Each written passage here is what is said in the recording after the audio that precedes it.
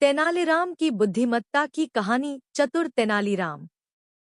एक बार की बात है, विजयनगर के राजा कृष्णदेव राय के दरबार में एक बहुत ही प्रसिद्ध जादूगर आया। उसने दरबार में कई अद्भुत जादू दिखाए, जिससे राजा और दरबारी बहुत प्रभावित हुए। राजा ने प्रसन्न होकर जादूगर को इनाम देने की घोषणा की। जादूगर ने विनम्रता से कहा, महाराज, मुझे धन दौलत की आवश्यकता नहीं है, लेकिन मैं आपके दरबार के सबसे बुद्धिमान व्यक्ति को चुनौती देना चाहता हूँ। यदि वह मेरी चुनौती को पूरा कर दे, तो मैं मान लूंगा कि यहाँ वास्तव में सबसे चतुर व्यक्ति है। राजा ने यह सुनकर तुरंत तेनालीराम की ओर देखा और उसे चुनौती स्वीकार करने का आदेश दिया।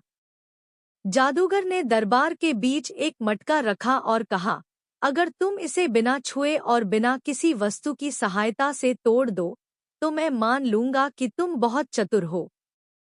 तेनालीराम मुस्कुराए और राजा से बोले, महाराज, क्या मैं इसे तोड़ने के बाद जादूगर से एक सवाल पूछ सकता हूँ?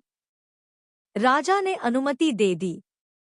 इसके बाद तेनालीराम मटके के पास गए और जोर से बोले, यह मटका बहुत कमजोर है, इसमें जरा भी ताकत नहीं है।